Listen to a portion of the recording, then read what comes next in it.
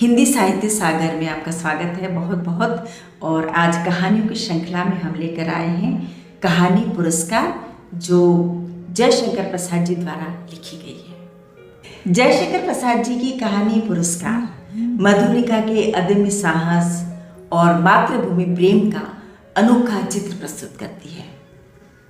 मधुलिका कौशल राज्य के एक वीर योद्धा की पुत्री, हृदय से धरती और खेतों से जुड़ी हुई थी।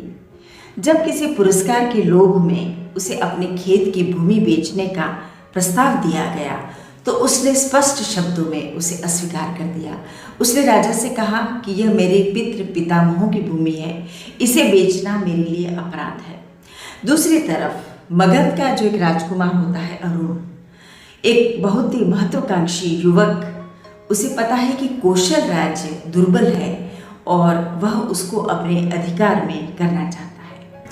वह दुर्ग पर आक्रमण करने का रास्ता भी बना लेता है।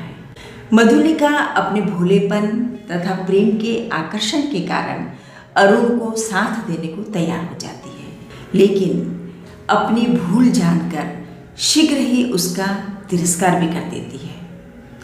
अरुण को बंदी बना दिया जाता है और उसको मृत्युदंड मिलता है।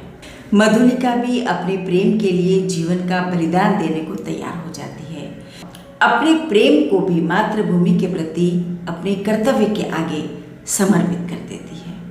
इस प्रकार पुरस्कार कहानी यह हमें सीख देती है, सिखाती है कि चाहे कुछ भी हो जाए, हमें कभी भी अपने सिद्धांतों और आदर्शों से समझौता नहीं करना चाहिए, खासकर जब बात अपनी मातृभूमि और आत्मसम्मान की हो।